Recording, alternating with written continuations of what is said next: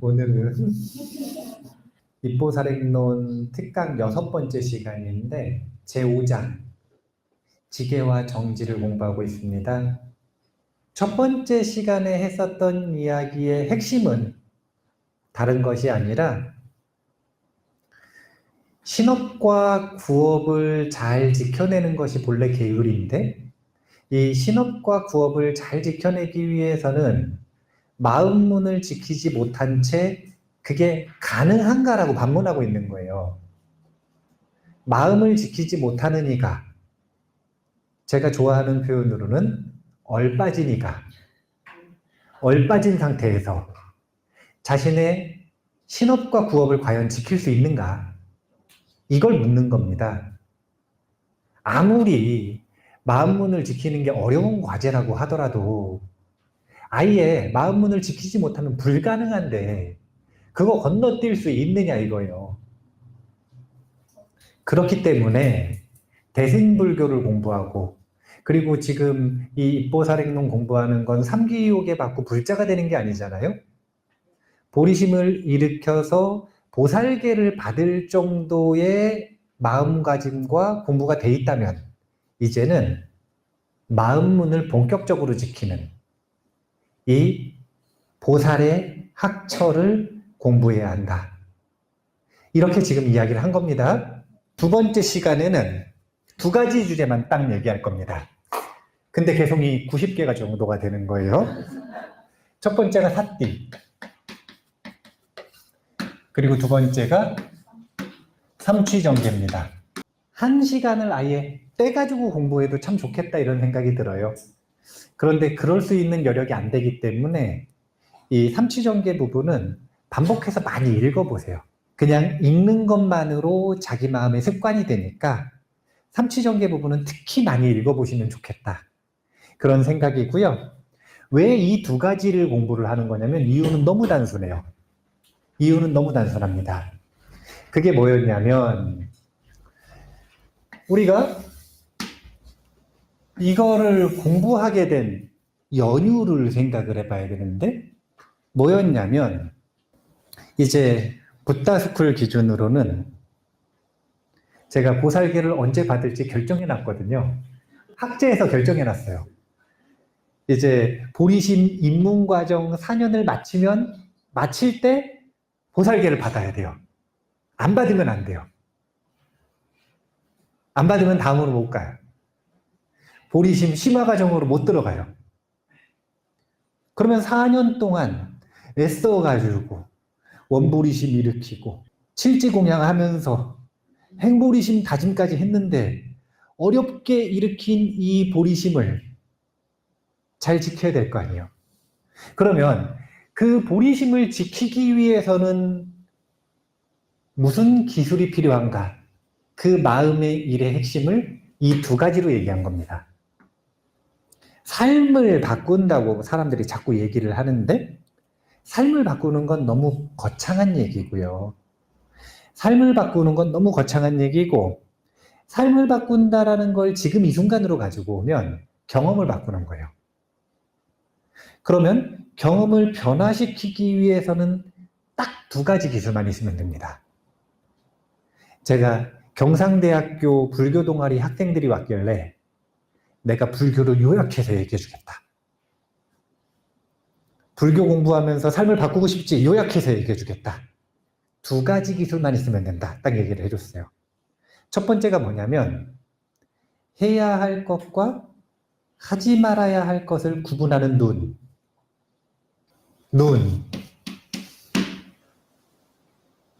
두 번째가 해야 할 것과 하지 말아야 할 것을 구분했으면 해야 할 것은 하고 하지 말아야 할 것은 안 하는 힘.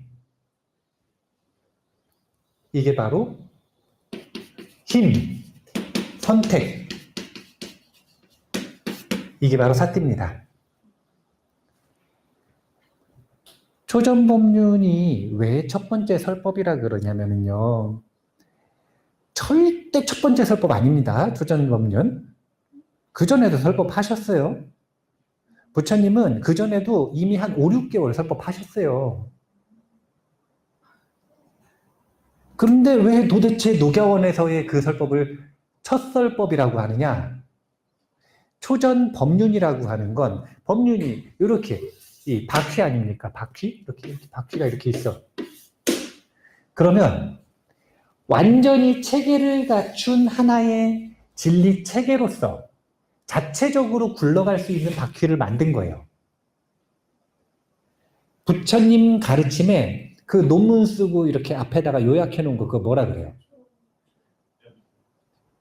예, 그거 초록 이렇게 딱 있으면 거기에다가 표로 한 장으로 딱 정리하지 않습니까? 그 한 장을 초전법륜 때 이미 말씀하신 거예요. 이걸 가지고 84,000경전에 주석을 하신 거예요. 그러니까 이 초전법륜의 내용을 딱 듣고 나니까 부처님께서 선언을 하시잖아요. 뭐라고 얘기를 하시냐면 나 말고 세상에서 처음으로 안냐 꼰단냐 존자가 청정한 법의 눈이 생겼다. 청정한 법의 눈을 떴다가 아니라 청정한 법의 눈이 생겼다. 그 전에는 눈이 있었다는 거예요, 없었다는 거예요? 없었다는 거잖아요. 뭘 해야 하는지, 뭘 하지 말아야 하는지 자체를 몰랐다는 거예요. 이 눈이 생기면 그 다음에 해야 할 것이 있고 하지 말아야 할 것이 있지 않습니까? 해야 할 것에는 삿띠를 둬야 돼요, 안 둬야 돼요? 하지 말아야 할 것에서는 삿띠를 떼야 돼요, 안 떼야 돼요? 이게 바로 저 삿띠의 기술이에요. 그래서 이 두 가지가 한 쌍이 되어서 요 둘을 합치면 뭐라 그러는 거냐면은 이거는 념, 이거는 정견. 그래서 둘을 합치면 정념이 되는 거라. 그러니까 부처님께서 불방이, 방일하지 말아라. 방일하지 말아라. 정진을 하는데 방일하게 좀 하지 말고 애쓰는 건 좋은데 그렇게 막 하지 말고 방해하지 말고 깨어있는 마음으로 정진을 좀 해라. 이제 게으른 사람은 정진 좋지 않으니까 더 혼나는 거고. 잔소리 심하셨어요. 근데 그 잔소리의 내용이 해야 할 것과 하지 말아야 할 것을 정확하게 구분해 주시는 내용이었고, 그리고 왜 해야 할 것 안 하느냐. 이게 뭐냐면 선부초.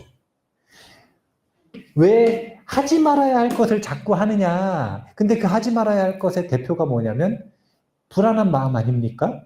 거기 머물면서 왜 하지 말아야 할 것을 불안하면서 계속 하느냐 이거예요. 마음을 안심해라. 선혼영.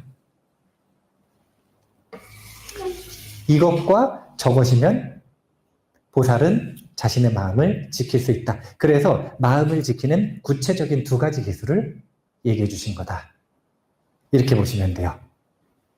5-23번 한번 읽어보겠습니다. 마음을 지키려고 하는 이들이여 억념과 정지를 모든 노력을 다해 지키라고 나는 합장하며 당부하고 당부한다네. 자, 두 가지 기술이 있다 그랬죠. 삿띠의 질이 좋아야 되고요. 정견이 있어야 된다 그랬잖아요. 둘 중에 뭐가 더 중요해 보이세요? 적어도 샨티데바 보살은 삿띠가 더 중요하다고 생각하시는 거예요. 그러니까 지금 삿띠를 먼저 얘기하시는 겁니다. 이유는 뒤에 보면 구조에서 나와요. 한번 왜 더 중요하게 생각하시는지 보면 되시는데, 일단 억념과 정지로서 마음을 지키는 겁니다. 뒤에 보면은 정지가 없을 때 일어나는 과환을 얘기하시는데, 한 가지만 한번 제가 읽어볼까요? 정지를 갖추지 못한 마음으로는 아무리 듣고 숙고하며 수행하여도 깨어진 항아리의 물처럼 억념이 머물 수 없다네. 여기선 억념이 머물 수 없다고 얘기했지만 들으면 나간다는 거예요. 진리를 아무리 문사수하려고 해도 들었는데 남는 게 없는 거라. 이건 뭐 때문이냐면 삿띠의 질이 좋지 않기 때문이다. 계율이 청정하지 않게 된다. 제가 이것도 한번 읽어볼까요? 가르침을 들을 줄 알고 신심이 있으며 애써서 많은 노력을 기울이더라도 정지가 부족하면 행동에 많은 허물이 생기게 된다네. 의도치 않게 무의식적으로 자꾸 잘못된 행동을 반복하는 겁니다. 자기는 억울하죠. 나는 그런 적이 없는데, 나는 그런 적이 없는데 100명이 다 봤는데 자기는 그런 적이 없어요. 절대로. 자신에게는 의식화가 되지 않았기 때문에 자신은 그런 일을 한 적이 없는 거예요. 그래서 카메라 치료하지 않습니까? 카메라로 찍어가지고 동영상으로 보여줘요. 우기는 사람들. 그러면 단박에 치료가 되는 경우들이 있어요. 그렇게 과한에 대한 이야기가 있는데 억념과 정지의 개념부터 설명을 해드리고 문장을 좀 읽어볼게요. 삿띠라고 하는 것을 저는 제일 좋아하는 번역어가 뭐냐면은 주의력이란 말이에요.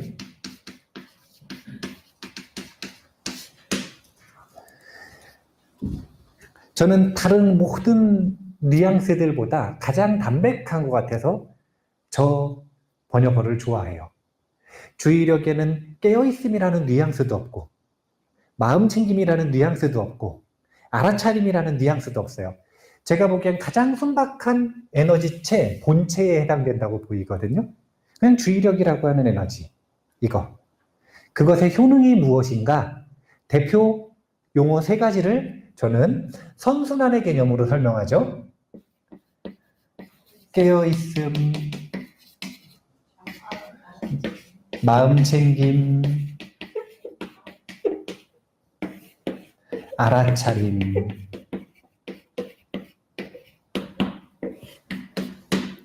자, 깨어있음이라고 하는 것, 알아차림이라고 하는 것이 억념과 정지에 해당된다고 보시면 됩니다. 이 중에서 알아차림이 바로 억념이에요. 그리고 깨어있음을 불러일으키는 게 정지입니다. 그냥 스스로에게 물어보면 됩니다. 나는 깨어있는가? 그러면 아무런 노력을 안 해도 마음은 깨어있어요. 진짜 쉬워요.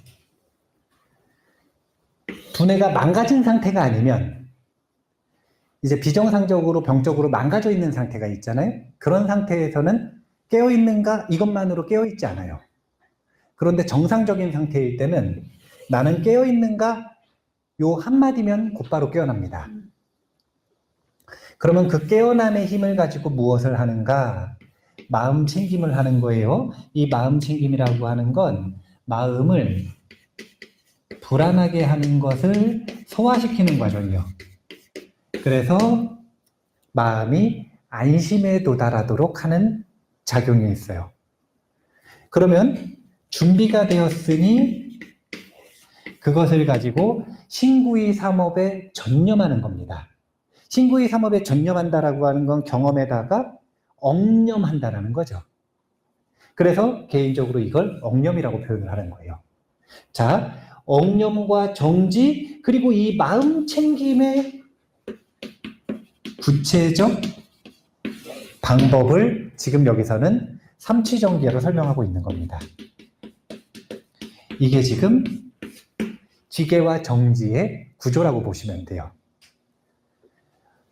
정지로서 자기 자신의 상태를 체크하고 마음이 불안정하다면 삼치정계의 기준을 가지고 신구이 삼업을 가다듬고 그렇게 잘 가다듬었으면 이제 다시 알아차림의 힘으로 경험에 전념하고 억념하고 억념하다 보면 다시 또 얼빠지니까 정지의 힘으로 깨어나고 마음이 불안하면 다시 또 구체적인 방법을 가지고 마음 챙김을 하고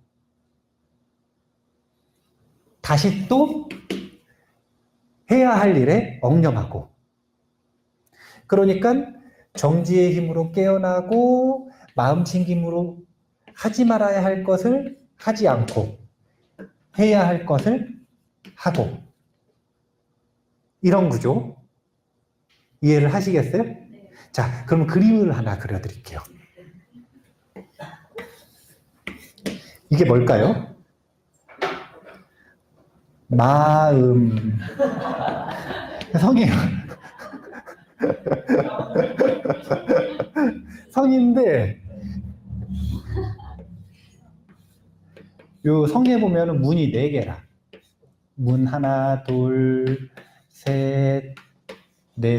원래는 이제 인간은 문이 5개인데 이 5개 그리려면 또 뭐 이렇게 오각형을 그려야 되니까 제 그림으로 한계가 있으니까 그냥 또 5개라고 생각을 하세요.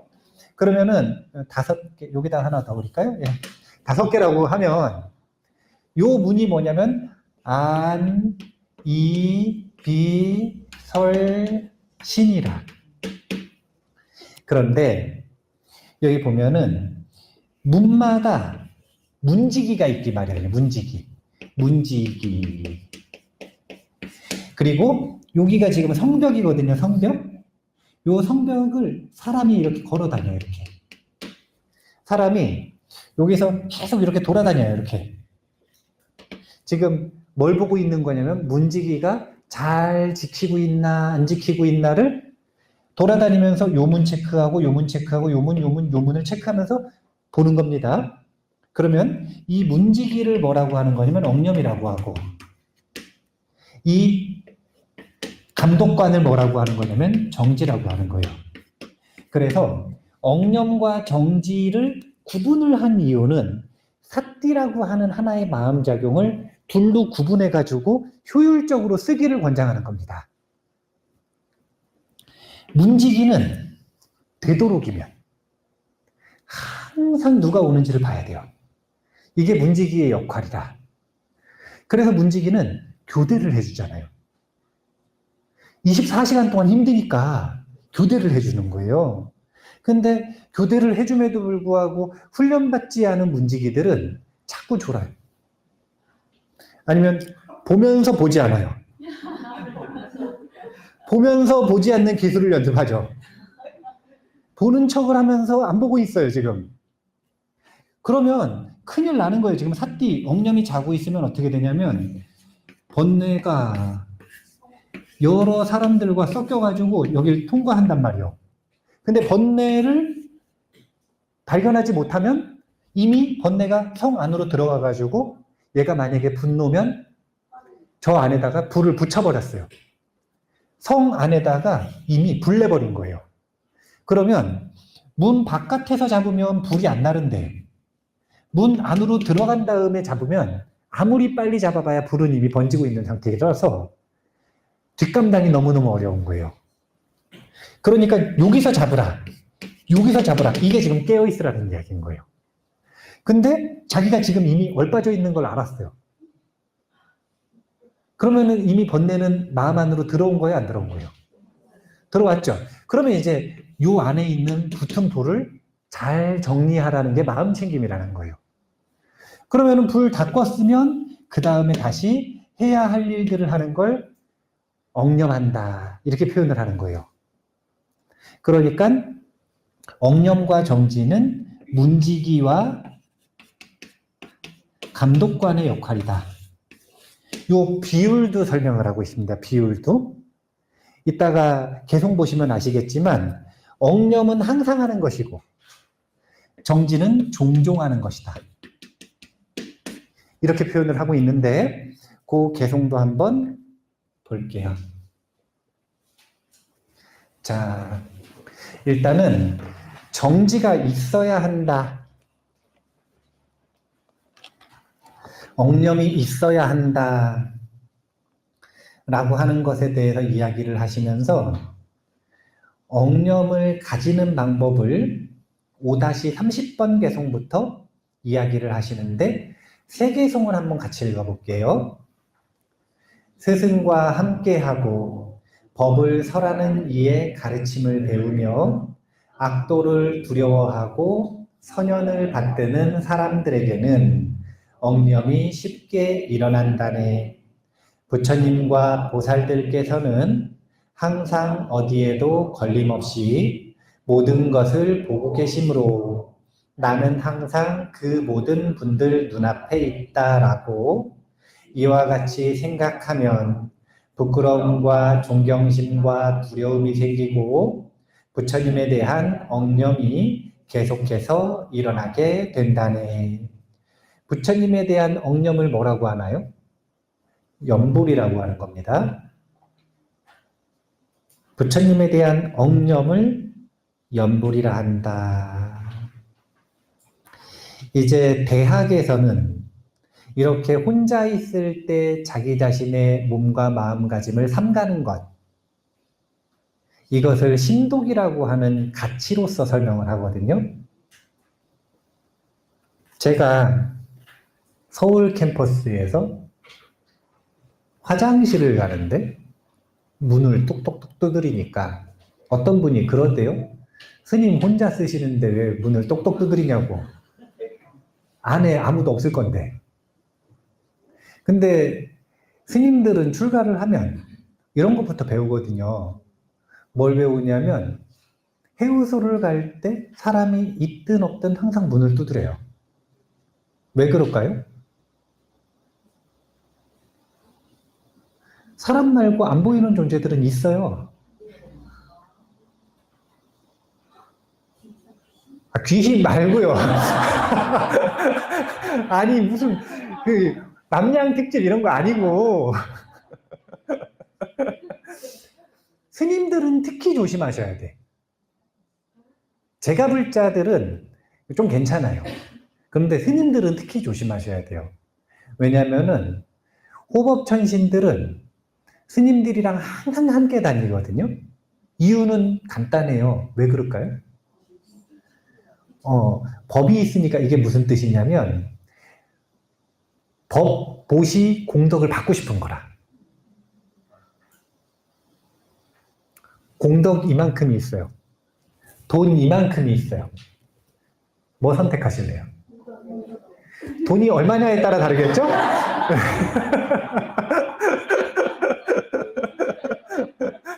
돈이 얼마냐에 따라 다를 건데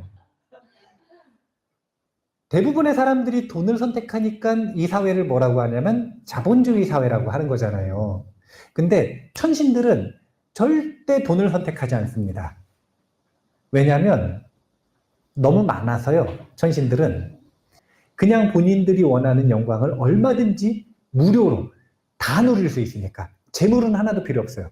그들은 뭘 지불하냐면 공덕을 지불합니다. 그래서 천신들에게는 공덕이 생명이에요.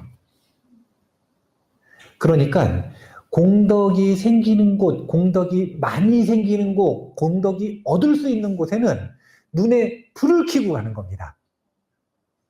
그러면은 천신 입장에서 한번 생각해 보세요.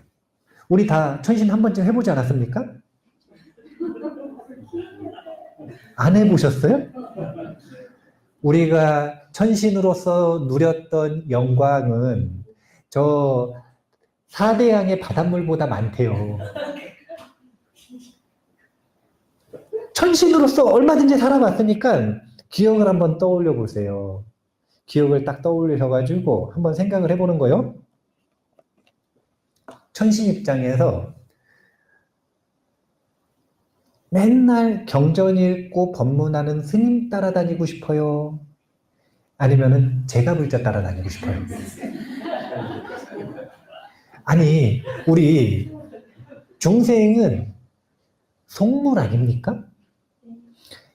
속물이라는 게 다른 뜻이 아니잖아요. 본인이 좋아하고 가치를 추구하는 그것을 쫓아다니는 것.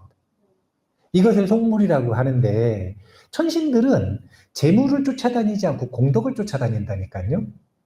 그러니까 스님들 쫓아다닐 수밖에 없어요. 그러면 화장실에 아무도 없는데 문 두드려야 돼, 안 두드려야 돼요? 안 두드리면 깜짝 놀랄 거 아니요. 지금 봐보세요.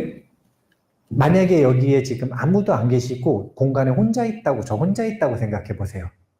그러면 혼자 있는 거예요? 함께 있는 거예요? 이런 세계관을 신독이라고 한다는 거예요. 이런 세계관을 신독이라고 한다. 그러니까 신독이라고 하는 가치가 극대화되어 있는 게 불교예요. 신독, 홀로 있는데 삼가는 마음으로, 함께 하듯이 삼가는 마음으로, 특히 스승 앞에 있듯이, 특히 천신들 앞에 있듯이, 특히 삼보전에 있듯이 항상 어느 공간에서든 혼자든 다 함께 있든 부처님 앞에 있듯이 있는 것. 이런 것을 지금 이 5-30번부터 32번까지 엉념이 일어나는 원동력으로 제시하고 있는 겁니다. 어떤 분이 사띠 템플스테이에 왔다가 소감을 이야기를 하시는데 그러시대요. 집에서 사띠 명상을 할 때는 그래 재미가 없대요. 집중도 잘 안 되고.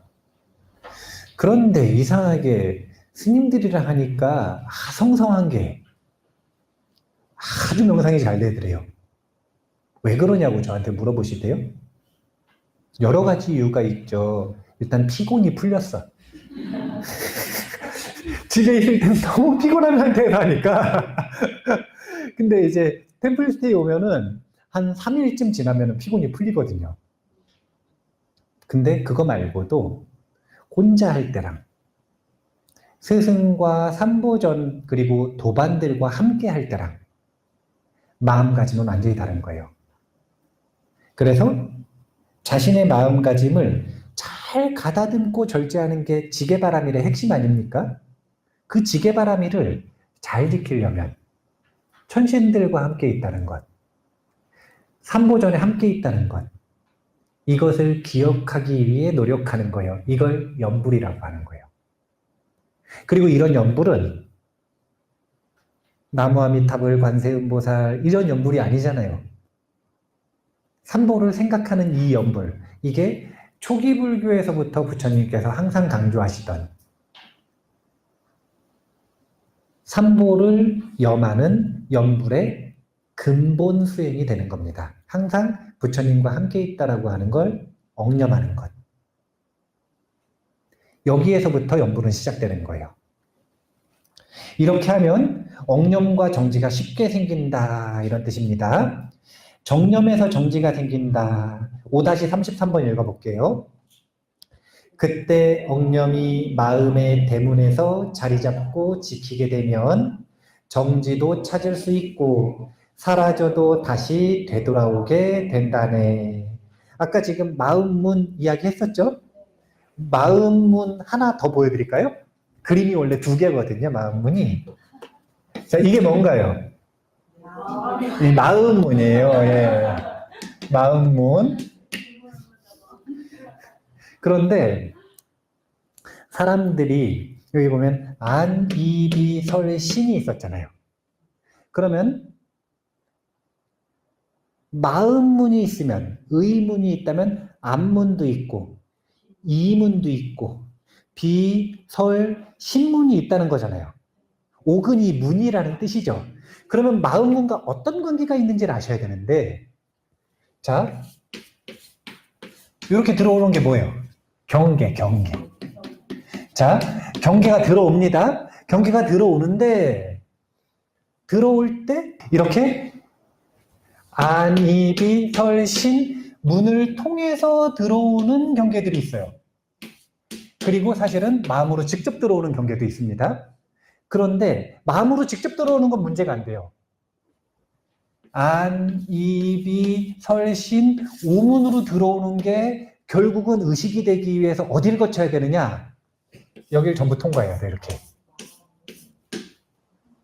그래서 마음문 하나를 지키면 이 이후에 일어나는 모든 경험을 다 지킬 수 있다라고 표현을 하는 거예요. 요 오근이 만들어내는 오식은 어떤 느낌이라고 할 수 있냐면은 추상화 같은 느낌이에요.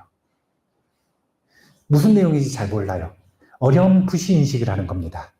근데 이것이 구체화되는 건 마음문을 통과해서 의식화되면 그것이 우리가 경험하는 구체적인 경험이 되는 거예요. 이 마음문을 통과하지 않으면 구체적인 경험으로 발전을 하지 못해요. 이것은 두뇌의 원리에서도 똑같은 거예요. 우리 두뇌가 이렇게 있으면 두뇌 전반에 있어가지고 감각 정보들이 들어오잖아요. 이렇게 막 그래가지고 막 이렇게 활성화가 막 이렇게 돼요. 막 이렇게 되는데 여기에 여기 해마가 있다고 해봐요. 그러면 그 모든 정보들이 아무리 들어와 봐야 요 해마의 주의력에 딱 가서 닿아가지고 그 모든 정보들을 의미화하는 과정을 거치지 않으면 경험이 되지 않아요. 그냥 두뇌에 기록되고 기억되지 않고 끝나버리는 거죠. 경험으로 만들어지지 않고. 주의력, 사티라고 하는 걸 왜 자꾸 제일 중요한 이 수행의 요소로 꼽느냐, 그건 다른 것이 아니라 요 해마라고 하는 것이 사띠라고 하는 마음장욕을 원동력으로 해서 산발적으로 들어온 그 모든 정보들을 취합해서 의미를 만들어내는 거예요. 사띠가 없으면 정보들은 그냥 들어온 다음에 의미도 되지 못하고 경험도 되지 못하고 기억도 되지 못하고 흘러가 버리는 겁니다. 그것들을 다 조합해서 의미를 만들어내는 것 역할이 바로 요 사띠다. 마음문 하나를 지킨다는 이유가 감각이 이렇게 있으면 그 친구들이 결국은 다시 마음문을 통과해야 되니까. 육근문 하나하나를 잘 감독하고 지키는 방법도 있지만 그거 말고 마음문 하나만 정확하게 지키면 최종적으로 결제받는 그 결제 센터를 정확하게 지키고 있는 그런 효율이 있다. 그래서 대승불교에서는 끊임없이 마음문 하나를 지키기를 권장하고 있다. 이렇게 보시면 되고요. 요거 한번 읽어볼까요? 대율사 우바리존자. 이 우바리존자 개송인데 같이 한번 읽어볼게요. 신심으로써 용락을 버리고 일찍 발심한 젊은 출가자들은 영원한 것과 영원하지 않은 것을 똑똑히 분간하면서 걸어가야 할 길만을 고고하게 걸어서 가라. 대율사 우바리존자. 영원한 것과 영원하지 않은 것을 똑똑히 분간한다. 이게 뭔가요? 이게 바로 지혜, 눈입니다. 영원한 것, 해야 할 것, 영원하지 않은 것, 하지 말아야 할 것. 영원하다라고 하는 건 단순한 겁니다. 불사의 문으로 나아가는 것을 영원한 것이라고 해요. 윤회에 묶이는 모든 것들을 영원하지 않은 것이라고 합니다. 걸어가야 할 길만을 고고하게 걸어서 가라. 어떤 인연이 있든 어떤 핑계가 있든 어떤 조건에 놓였든 해야 할 것은 하고 하지 말아야 할 것은 하지 않는 것. 이 태도가 바로 수행자의 태도라는 거예요. 그리고 그것은 단순히 계율을 배우고 계율을 지키는 것으로도 흉내를 낼 수는 있지만 마음문을 지키는 저 사띠의 기술이 없으면 이렇게 고고하게 걸어서 가는 수행자의 모습을 보여줄 수 없다라고 하는 입장이 샨티데바 보살의 입장입니다. 자, 그래서 삶을 바꾸는 데는 두 가지 기술이 필요하다. 요거 이해하시겠어요? 사띠의 질이 좋아져야 된다. 그 다음이 눈, 정견이 있어야 한다. 정견에서 시작하지 않습니까? 정견의 내용은 뭔가요? 사성제가 정견입니다.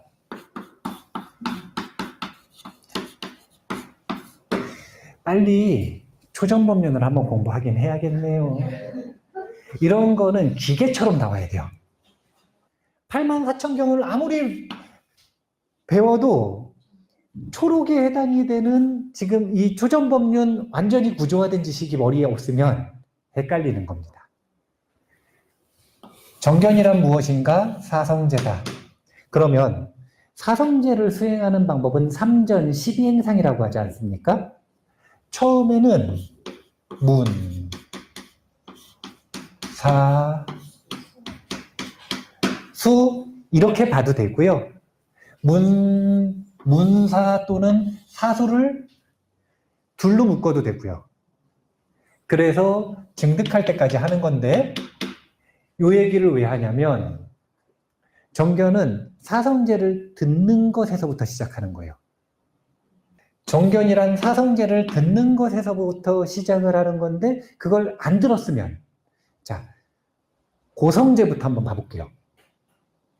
고통이란 무엇인가요? 2고, 3고, 4고, 8고가 있죠. 자꾸 어렵게 생각하지 마시고 초전법륜의 구조에서 보는 거예요.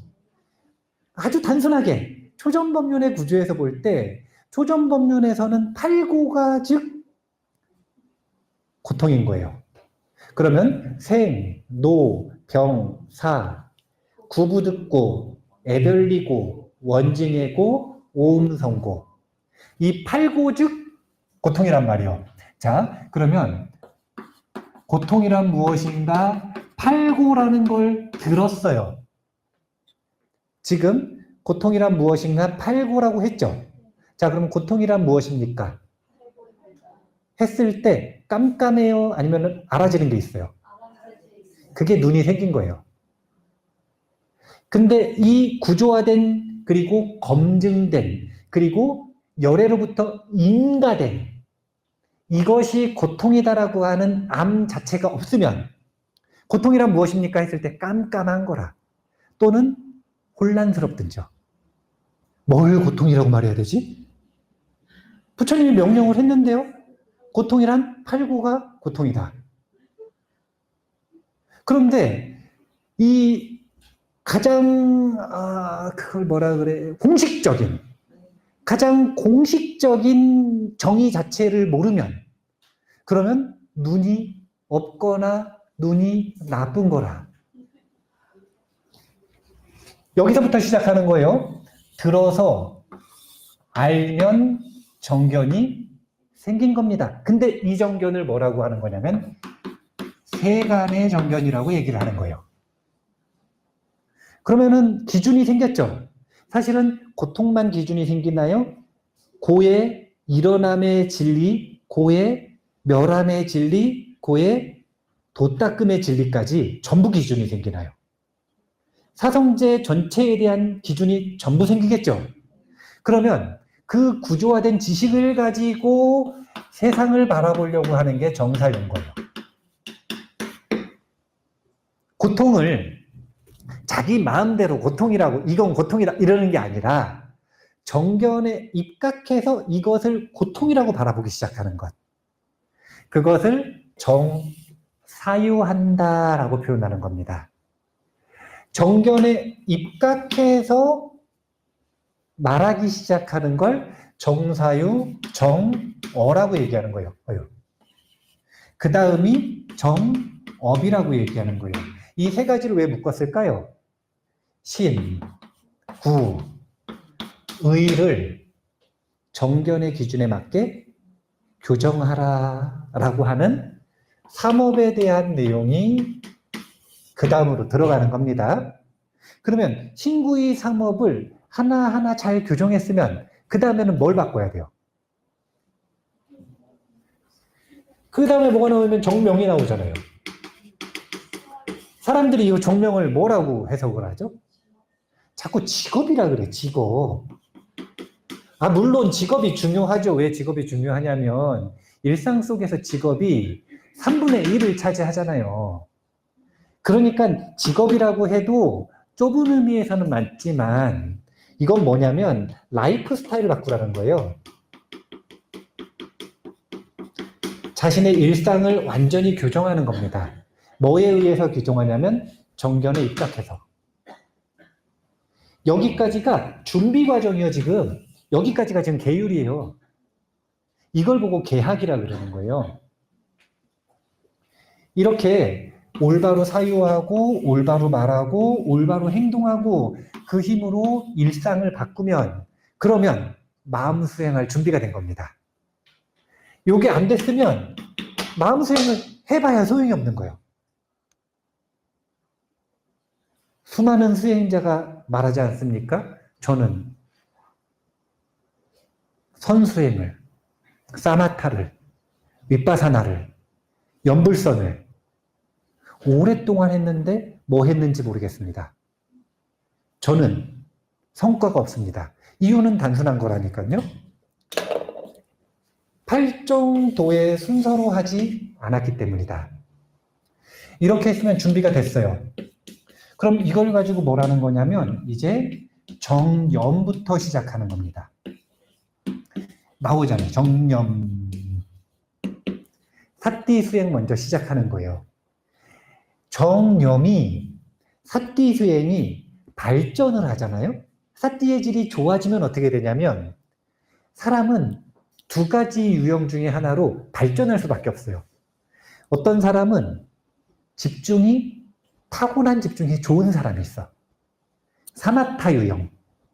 어떤 사람은 집중이 아주 쉽게 모라에까지 들어가지는 않는데 관찰하는 힘이 아주 강력한 사람이 있어요. 이런 사람은 윗바사나 유형. 이게 바로 정진을 빼먹었네? 잠깐만요. 정견, 정사유, 정어, 정업, 정명, 정정진. 정정진. 그리고 정념, 그리고 정이 되는 걸로 팔정도가 끝나는 줄 아는데 다시 한번 이야기를 하지만 정념 사띠 수행을 하다 보면 사마타 유형은 어디로 발전하게 되어 있냐면 정정으로 발전하게 되어 있고요. 윗바사나 유형은 정정을 살짝 거쳐가지고 정견으로 발전하게 되어 있어요. 왜 살짝 거치냐면 아무리 윗바사나 유형이어도 산란한 상태에서는 윗바사나를 못하거든요. 그러면은 윗바사나를 단독으로 전공하는 사람들은 어떤 선정을 쓴다 그러냐면 찰나산매를 쓴다 그러거든요. 찰나산매라고 하는 것은 1시간, 2시간, 3시간, 4시간 산매에 들어있지 못하지만 윗바사나를 고요하게 꿰뚫어 볼 수 있을 만큼의 집중은 가지고 있는 거예요. 그 선정력을 바탕으로 정견을 하게 됩니다. 그래서 사실은 원래는 여기가 세간의 정견이면 여기에 뭐가 또 있는 거냐면은 정견이 또 있어요. 이게 뭐냐면은 출세간의 정견인 거예요. 세간의 정견과 출세간의 정견은 무슨 차이인가? 처음에는 듣고 안 거고요.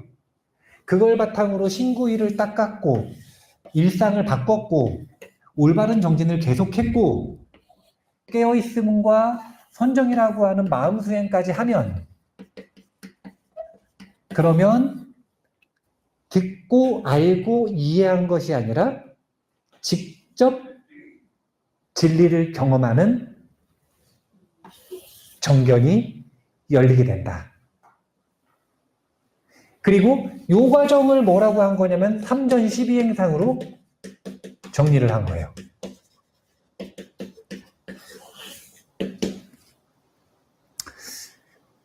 그런데 이 이야기 왜 했어요?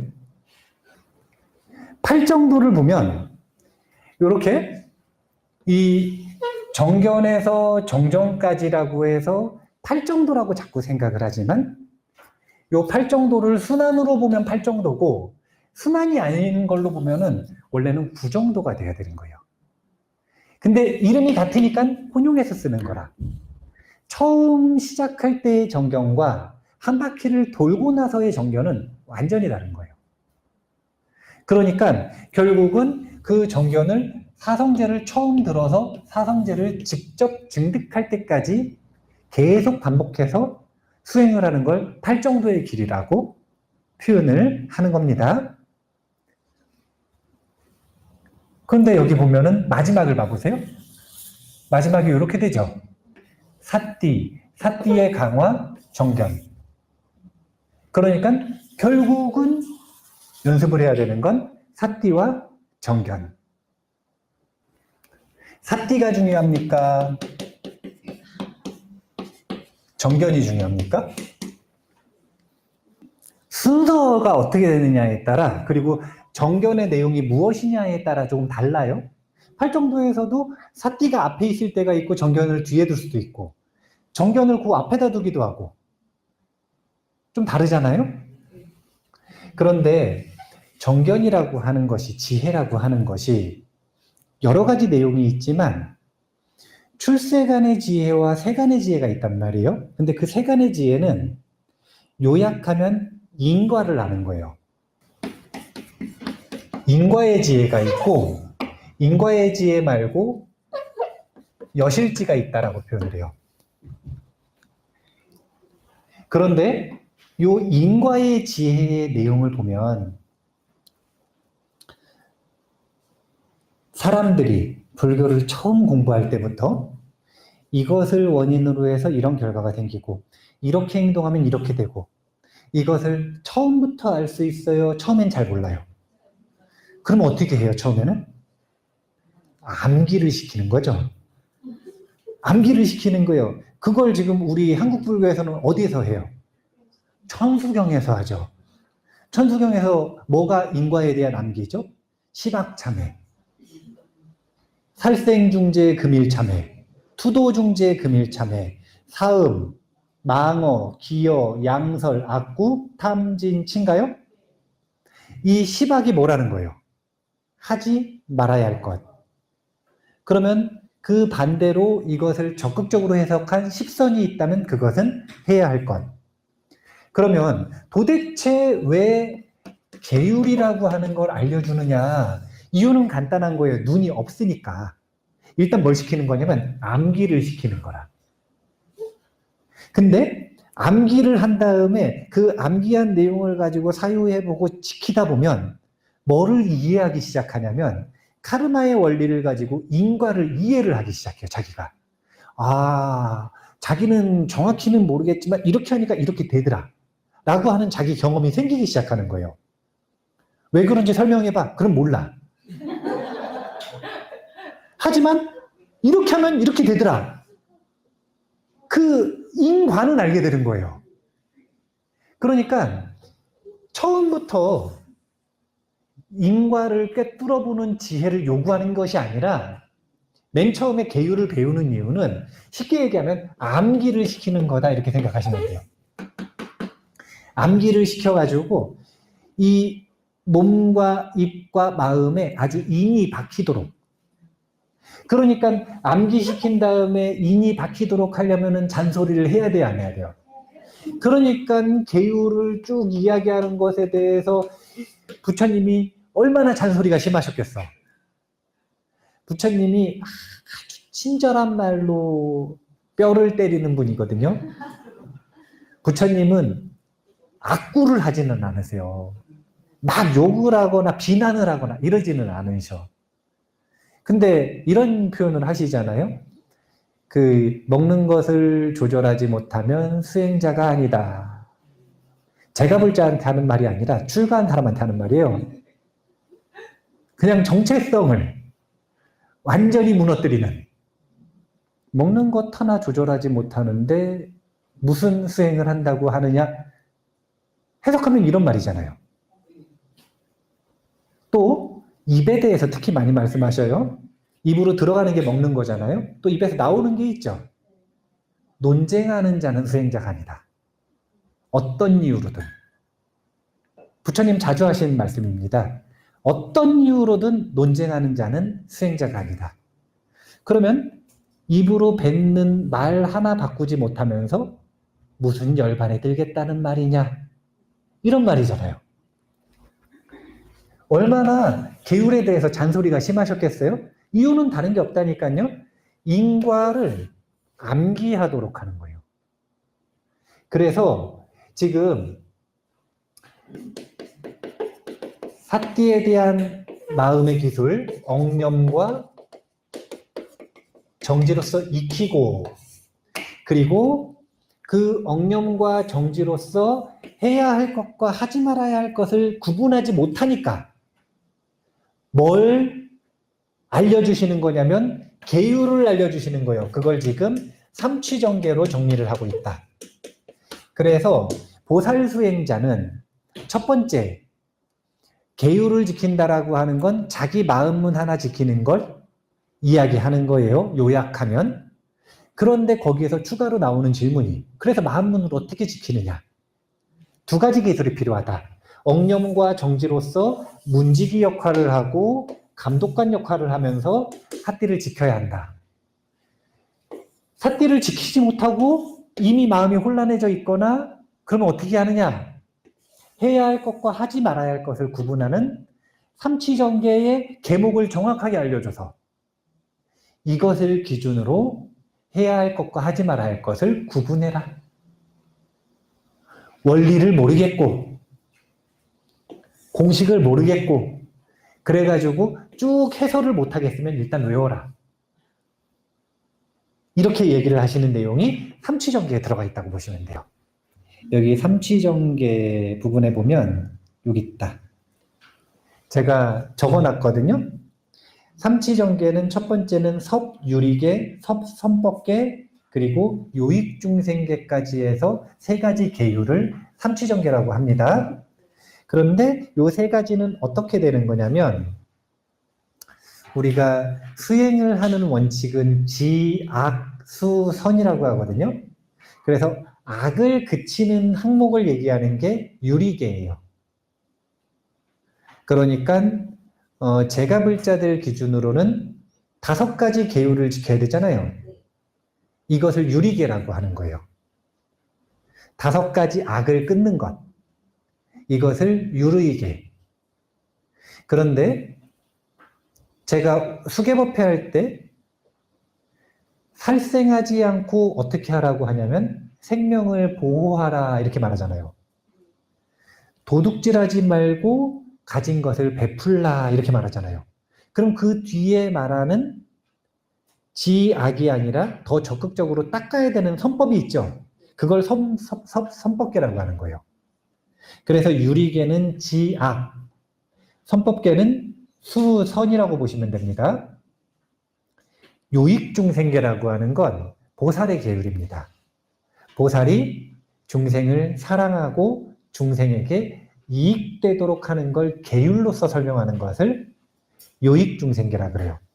그래서 유리계와 선법계를 합치면 계율이 되는 거고요. 요익중생계까지 합치면 이것은 보리심이 되는 거예요. 5-34번 개송 한번 읽어보겠습니다. 같이 읽을까요? 먼저 마음을 이런 식으로 유지하면서 때때로 마음 상태의 허물을 발견하면 그때는 스스로 나무 토막처럼 감관을 움직이지 말고 가만히 마음을 지켜야 한다네. 이제 나무 토막처럼 가만히 있어야 한다네. 이거는 이 지계와 정지에서 정말 많이 나오는 정형구죠. 그래서 여기에 주목을 하시는데 여기가 중요한 게 아니라 여기가 중요한 겁니다. 먼저 마음을 이런 식으로 유지하면서 때때로 마음 상태에 허물을 발견하면 여기에 왜 삿띠를 먼저 말씀하시는지 비밀이 들어있어요. 자, 계율이 있습니다. 여기 보면 나오죠. 자기 마음의 의도를 살펴봤더니 자랑하고 싶어서 안달이 났어요. 지금 말하고 싶어. 내가 뭐 자랑하고 싶은 게 있어요. 그러면 그 말을 멈추고 나무 토막처럼 가만히 있어야 돼요? 말을 내뱉어야 돼요? 내뱉으면 안 됩니다. 내뱉으면 안 돼요. 네. 5-34번부터 100 몇 번까지인지 모르게 109번까지인가 있는데 여러 번 읽어보세요. 하지 말라고 나옵니다. 네. 하지 말라고요. 나무 토막처럼 가만히 있으라고. 자, 화를 내고 싶어요. 이건 정당한 분노라고 생각이 돼요. 그래서 말하고 싶어가지고 입이 근질근질해요. 말해야 돼요? 나무 토막처럼 가만히 있어야 돼요? 가만히 있어야 되는 겁니다. 가만히 있어야 되는 거예요. 그래서 나무 토막처럼 가만히 있는 게 대원칙이기는 한데 나무 토막처럼 가만히 있으려면 뭐가 전제돼야 되는 거죠? 자기가 그런 의도를 가지고 있다는 걸 알아채야 되죠. 삿띠 없이 이게 되느냐 이거예요. 삿띠가 없으면 나무 토막처럼 가만히 있어야 되는지 안 되는지를 구분도 못하고 통제 자체가 안 되는 거예요. 이걸 뭐라 그러냐면은 마음에 미친 코끼리라 그러는 거예요. 마음이 미친 코끼리처럼 날뛴다 이렇게 표현을 하는 거예요. 왜 자꾸 샨티데바 보살이 지게바라미를 설명을 하는데 지계와 정지 해가지고 억념과 정지를 그렇게 강조를 하느냐.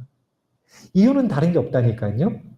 이렇게 마음문 하나를 지키지 못하면, 제가 좋아하는 표현으로 이야기하면 깨어있지 못하고 얼빠져 있으면 신업과 구업은커녕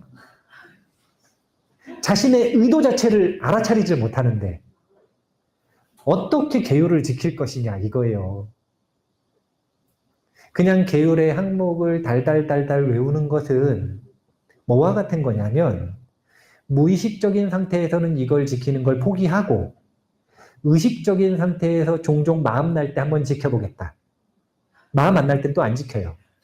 그러겠다라고 이야기를 하는 거거든요.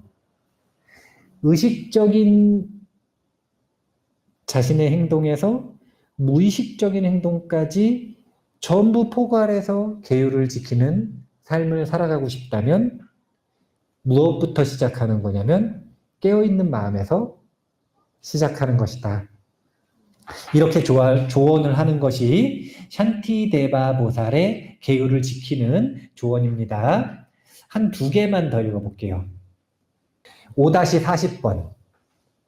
마음이라는 사납게 날뛰는 미친 코끼리를 다르마를 억념한다는 큰 기둥에 묶어두고 밧줄을 끊고 도망가지 못하도록 모든 노력을 다해 지켜보면서 감시해야 한다네. 자, 지금 여기서는 뭐가 중요합니까? 다르마를 억념한다. 지금 봐보세요. 억념하는 대상이 바뀌었어요. 사장에서는 보살은 사띠의 대상이 뭐라 그랬죠? 보리심밖에 없다 그랬죠. 근데 그걸 지나온 거예요. 이제 생명은 지킨 거라. 그럼 이제 보리심이 아니라 뭘 지키는 거냐면, 아까는 뭐라 그랬냐면 마음문을 지킨다 그랬어요. 그런데 삼취정계까지 오니까 이제는 다르마를 억념한다 그랬어요. 그럼 여기서 말하는 다르마가 뭐예요? 삼취정계, 즉 보살의 학처를 얘기하는 겁니다. 전제가 있죠. 보리심을 지킬 수 있어요. 그리고 자신의 마음문을 지키고 있습니다. 그러면 그 다음에 이제 비로소 학습 계목을 지킬 수 있는 준비가 된 겁니다. 그러니까 보살의 학처를 억념하고 지키면, 그러면 이제 지게바라미를 실천할 수 있다라고 이야기를 하는 거예요. 근데 그 기술이라고 하는 건 익숙하지 않나요? 억념한다, 기둥에 묶어 놓는다, 이거는 중심점이라는 뜻이고, 그 외에 나머지 모든 핑계들, 계율을 지키려고 그러면 항상 핑계가 있잖아요. 여기 한번 볼까요? 자, 계율 중에 제가 중요하게 생각을 하는 계율만 한번 볼까요? 쭉 넘어가요. 여기 있어요. 결의 5-54, 55. 보살의 마음가짐을 아주 잘 보여주는데, 펴셨어요? 마무리하는 개송이니까 같이 읽어볼게요. 마음이 번뇌에 물들어 있거나 쓸데없는 일에 빠져 있는 것을 이와 같이 잘 알아차리고 용자처럼 알맞은 대치로 마음을 견고히 지켜야 한다네. 단호하게, 자신있게, 꾸준하게, 공경하며 예의 바르고 겸손하게, 온화하고 차분하게, 또한 죄를 부끄러워하고 과보를 두려워하며 다른 이의 행복을 위해 헌신해야 한다네. 우리가 마음문을 지키는 것에서 시작을 했습니다. 그리고 그 마음문은 어떻게 지키는가? 억념과 정지의 기술로서 지켜내는 것입니다. 중심점이 여기 있어요. 첫 번째, 단호해야 되고요. 자신 있어야 되고요. 꾸준해야 하고요. 공경해야 하고요. 예의 바르고 겸손해야 하고, 온화하고 차분해야 하고, 모든 죄를 부끄러워하고 과보를 두려워해야 합니다. 그리고 마지막으로 이 모든 것을 바탕으로 중생의 행복을 위해 헌신해야 한다네. 이게 보리심의 요약이에요. 여기다가 중심점을 두는 겁니다. 그런데 이렇게 하려고 할 때 온갖 핑계들이 생기죠. 그건 중심점이에요, 방해물이에요? 그럼 방해물에서는 사띠를 떼고 중심점에는 사띠를 두고 이것을 뭐라고 하는 거냐면 사띠의 기술이라고 표현하는 거예요. 이 두 가지가 합쳐져야 그래야 경험은 바뀌는 겁니다. 삶이 바뀌는 거예요. 사띠의 질이 아무리 좋아도 지혜의 눈이 없으면 삶은 바뀌지 않습니다. 지혜의 눈을 아무리 암기해도 사띠의 질이 좋지 않으면 실제로 삶을 바꿀 수는 없어요. 이 두 가지가 조화롭게 이루어질 때, 그때 이 둘이 서로 협업해서 우리의 삶을 바꿔낸다. 이것이 보살의 지계와 정지가 함께 들어가 있는 이유입니다. 지계는 눈이 없으니 암기해라 이런 뜻이고요. 정지는 암기한 거 써먹으려면 정신 똑바로 차려라 이런 뜻이라는 거 기억을 하시고, 사띠의 기술과 삼취정계를 완전히 익숙하게 만드는 것, 이것을 보살의 지계바라밀 수행으로 삼으셔서 공부를 하시면 좋겠다 이런 생각입니다. 중요한 내용들을 잘 이야기를 한 것 같고요. 다음 시간에 삼취정계 나머지 또는 인욕바라밀을 또 재미있게 공부해보면 좋겠습니다. 8월 말이니까 그때는 휴가 안 가시죠? 가실 분들은 8월 초에 다 갔다 오세요. 자, 그러면 오늘 공부 이만 마치겠습니다. 감사합니다.